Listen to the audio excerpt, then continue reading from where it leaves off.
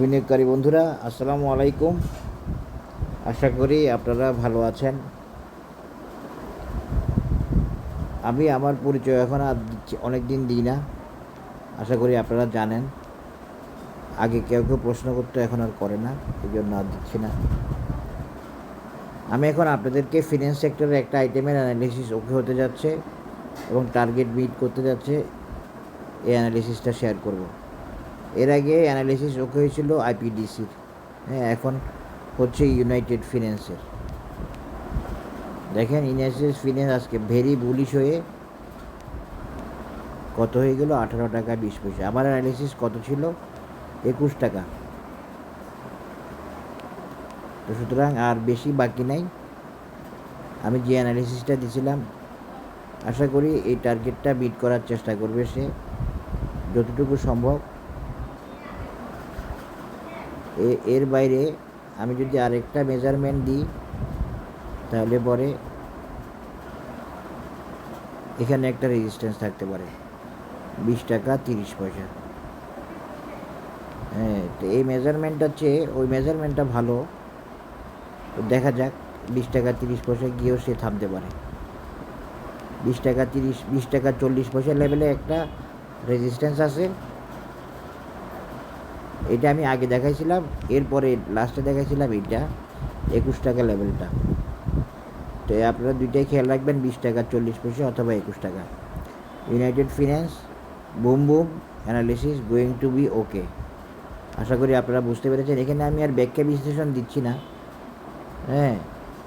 ব্যাখ্যা বিশ্লেষণ এগুলো আগের ভিডিওতে দেওয়া আছে, আপনারা দেখে নেবেন।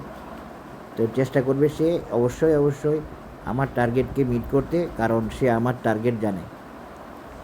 আশা করি বুঝতে পেরেছেন। সে আমার টার্গেট জানে, আমিও জানি। এই জন্য আমি আরেকটা টার্গেট একটু কমাই দিলাম, 20 টাকা 40 পয়সাটা দিলাম, এই জন্য যে কনফিউশন না থাকার জন্য। আমি একটু দেখি সব মিলাই কী অবস্থা। 20 টাকা 40 পয়সাটাও একটা ভাইটাল, সুতরাং এটার দিকে আপনারা খেয়াল রাখবেন। 21 টাকাটাও থাকলো, চেষ্টা করবে, তবে 21 টাকা যাওয়াটা ওর জন্য কঠিন হবে। আমি 20 টাকা 40 পয়সাটার দিকে আপনারা খেয়াল রাখবেন বেশি। আশা করি বুঝতে পেরেছেন। সবাই ভালো থাকবেন, ধন্যবাদ, আসসালামু আলাইকুম। সংক্ষেপে আমি ইউনাইটেড ফিন্যান্সের অ্যানালিসিসটা দিলাম। আশা করি আপনারা বুঝতে পেরেছেন। অ্যানালিসিস গোয়িং টু বি ওকে। 20 টাকা দিয়েও আমি আগে দিছিলাম, পরে লাস্টে 21 টাকায় নিয়েছি, কিন্তু আজকে আমি দোনোটা দেখাই দিলাম। যদি 20 টাকা ক্রস করে চলে যাই তো গেল 21 টাকা 60 পয়সা, আর নাহলে 20 টাকা একটা প্রয়োজনীয় রেজিস্ট্যান্স হিসেবে থাকবে। কারণ বাজার বলে দেয় না সে কোথায় যাবে। আমি প্রাইস অ্যাকশন ফলো করি, আমি প্যাটার্ন ফলো করি, আমি অ্যানালিসিস ফলো করি, আমি ফিবোনাচি ফলো করি। সব কিছু মিলিয়ে আমি অ্যানালিসিস দিই। এই জন্য আলহামদুলিল্লাহ আমার অ্যানালিসিস ওকে হয়, ওকে হচ্ছে, আরও হবে ইনশাআল্লাহ। আল্লাহ হাফেজ। আসসালামু আলাইকুম।